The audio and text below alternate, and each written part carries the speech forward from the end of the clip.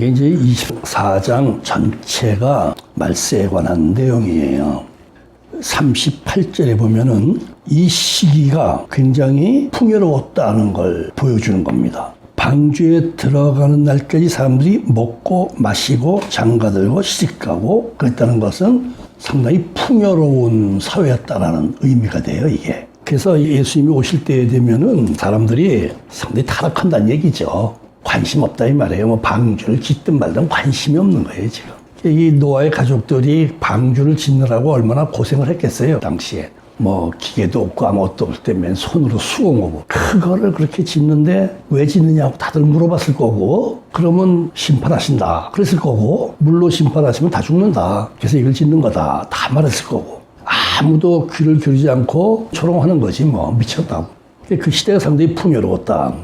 우리가 24장 도입부에 보면은 그 4절에 그런 게 나오죠. 예수께서 말세에 대해서 내가 다시 올 때가 어떤 일이 생기느냐라고 쟤들이 물어보니까 대답을 하는 거예요. 대답하여 이르시되 뭐라 그러냐면 4절에 사람의 미혹을 받지 않도록 주의하라. 그래서 제일 첫째 조건이 말세에는 이단 사이비가 많다. 그걸 말해준 거예요, 이미.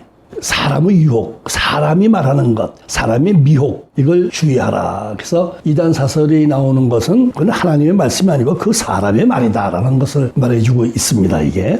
갈라디아서 1장에서 바울이 다른 복음을 믿으면 천사라도 저주를 받는다고 그랬어요. 무시무시한 거예요, 그거는. 근데 그때 바울이 말한 다른 복음이라는 게 뭘 말하냐면 그들이 1500년 동안 이어져 오던 모세의 율법 종교를 말하는 거거든. 그래서 다른 종교는 대표적으로 유대교를 말하는 거였는데 그 외에도 뭐 많은 종교들이 있는 거니까 그 당시에도 많았어요, 전 세계에.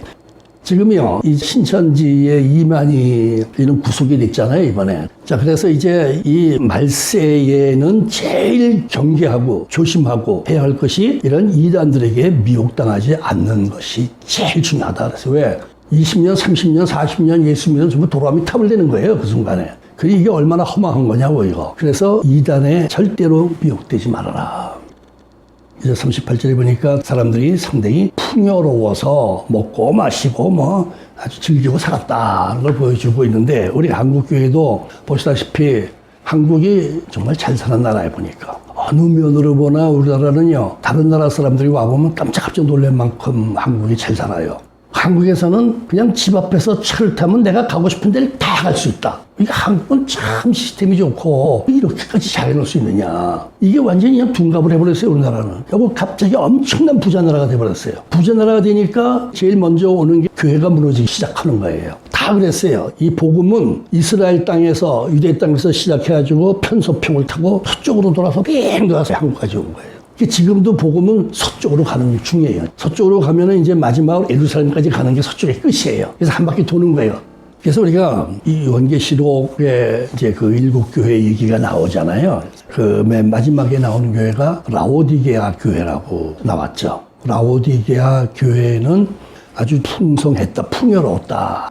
그래서 이런 것들, 이 말세에 미혹을 당하지 말아야 된다는 게 제일 핵심이고, 두 번째는 풍요로운 사회 속에서 이 풍요 때문에 신앙이 소멸되는 현상이 많이 역사적으로 다 생겼으니까. 유럽을 통해서 뭐 이번에 트럼프가 멋있는 말을 한마디 했어요. 미국은 누구에게도 무릎 꿇지 않는다. 하나님께만 무릎 꿇는다. 미국에 지금 이 보수적인 신앙을 갖고 있는 사람 지금 얼마 없어요. 자, 계시록 조금 보겠습니다. 2장 2절에 가면 죄악에 물들지 않은 교회. 이게 세상과 구별된 교회. 3절에 가면은 인내하는 교회. 3절에는 게으르지 않은 교회. 신앙생활은 인내 없는 신앙생활은 없어요.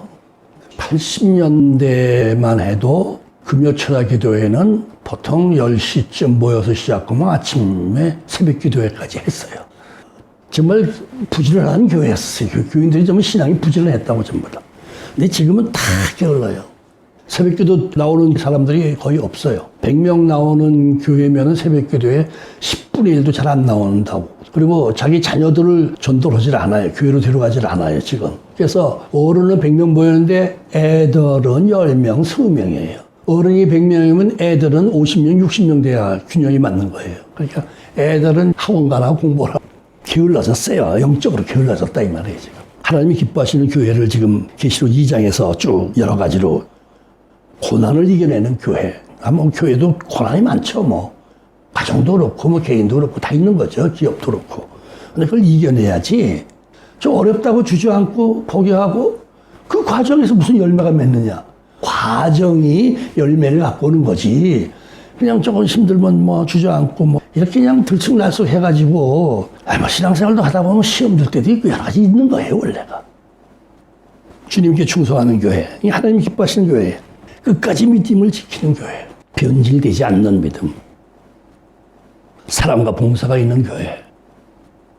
그 다음에 3장 8절에 가면 주의 이름을 부인하지 않는 교회, 주님의 이름을 고백하고 주님의 이름을 찬양하는 교회에 돼요.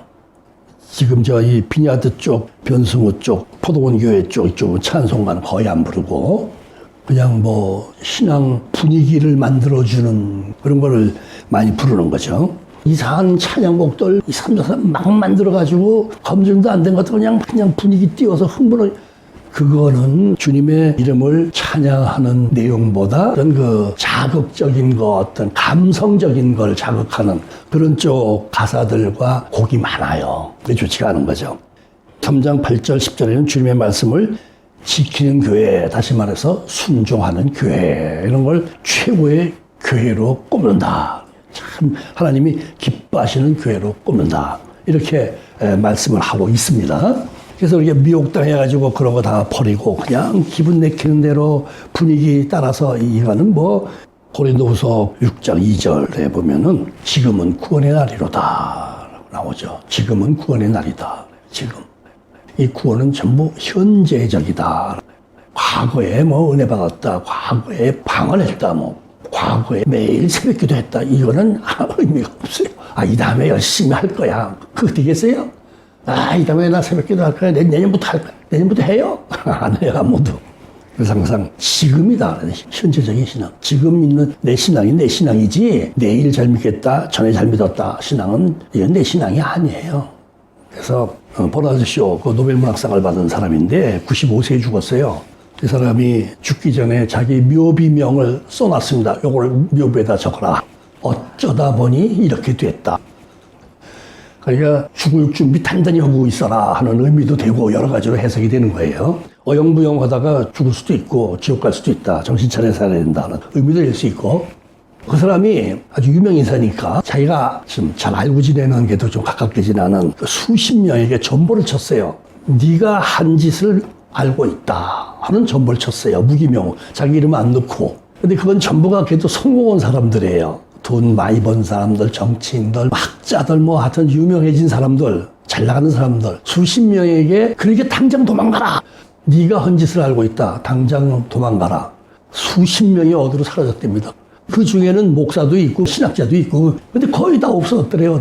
그게 마치 어떤 정보기관에서 너 뭐 잘못했는지 알고 있어 하고 경고장 보낸 걸로 본 거지 사람들이. 그래서 이게 뭐냐면요. 우리나라도 지금 여러분 이 정치판을 보면 아시지만은 뭐 우리나라 정치판은 누구든지 다 욕을 할 입장이지 수긍할 사람은 없거든요. 그쪽 일부 패거리 외에는 그건 전부 다 지금 광기거든요. 저게 지금 권력으로 광기를 부리는 거 뭐 다 느끼는 거지 뭐 그거는 좀 미쳤다는 얘기죠. 전부 광기를 부리고 있어요. 죄를 지은 사람이 더 큰 소리 치고 있고 지금 죄 지은 사람 잡아오지도 못하고 있고 이 사람들은요 얼마나 뻔뻔스럽고 죄 짓고 자기가 큰 소리 꽝꽝 치니까 이런 판국이 되는데 그중에는 크리스천도 무지하게 많다는 사실이에요. 국회의원 중에 여당 뭐 정부 있는 사람들 중에 장로들 뭐 이런 사람들 여러 명 알잖아요. 우리가 똑같아요. 전혀 그 사람들도 똑같이 광기를 부리고 있어요. 똑같아요.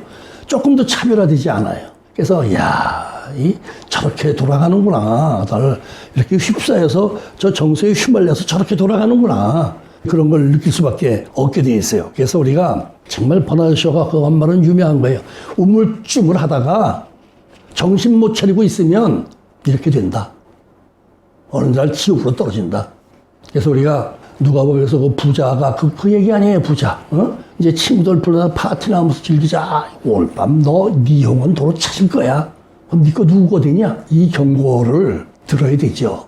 그래서 풍요롭고 또 권력 있고 그것 때문에 거기에 빠져서 허우적대는 사람들이 그걸 들어야 되죠. 그걸 못 듣는 거죠. 그래서 전반적으로 우리나라 전체가 전반적으로 풍요로운 나라가 되니까 사실 그렇게 잘 나가는 사람들이 아닐지라도 우리도 그 작은 그 풍요의 물결 속에서 그냥 휘말려가지고 영적으로 쇠퇴하고 주저앉는 그런 일들이 얼마든지 있을 수가 있다 하는 얘기죠. 아무튼 틀림없는 것은 베드로전서 4장 1절에 만물의 마지막에 가까웠다.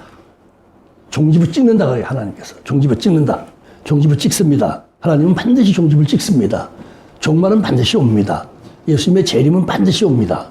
그래서 우리가 이 마지막 때에는 이단의 미혹에 빠지지 않도록 절대로 경계해야 되고, 둘째는 이 풍요로운 사회 분위기에 휩쓸려서 남들처럼 그 분위기에 휩쓸려 말려드는, 회오리발에 말려든 것처럼 말려들어가지고 괜히 우리의 영적인 상태를 유지하지 못하는 그런 신앙 상태를 유지 못하는 그런 거 경계해야 되고, 주님의 재림은 임박했다는 것. 이게 종말론이 이게 사이비들이 주로 많이 써요. 끝이다, 다 끝났다. 그래서 종말을 사람이 앞당길 수가 있어요. 앞당길 수가. 뭐냐면은 집도 팔아고 뭐래 그거 천국에 못 갖고 가는데 다 갖고 와. 그런 사기꾼들 많이 있었잖아요. 그래놓고 이제 감옥 갔지, 그런 사람들은. 그래가지고 종말이 오는 거예요. 왜? 생산도 안 하고 유통도 안 되고 다 아무것도 안 되는 거야. 다 스톱해버리는 거야. 있는 돈만 다 써버리고 말자는 얘기야. 그럼 종말이 오는 거지 뭐. 그 사회가 종말이 오는 거예요. 그거는 인위적인 종말이고 사기당한 종말이고, 예수님이 말씀하시는 이 종말은, 마지막은 주님이 이 땅에 발을 딛는 거예요. 실제로 마감하는 거예요. 세상 마감으로 오시는 거예요.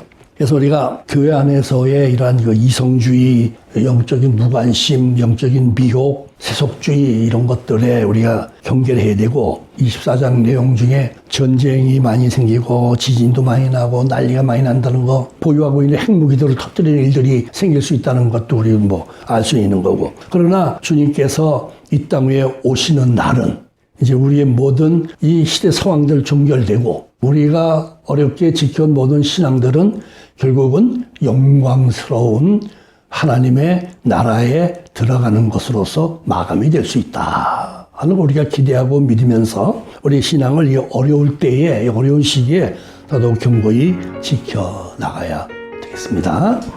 걸어가시고 내려오신 하나님 감사합니다. 이 말세의 지마를 우리가 살고 있습니다.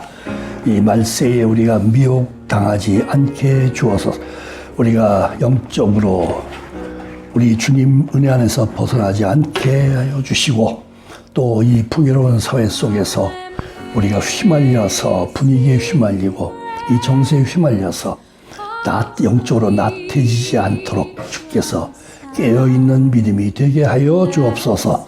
예수님의 이름으로 기도하옵나이다. 아멘.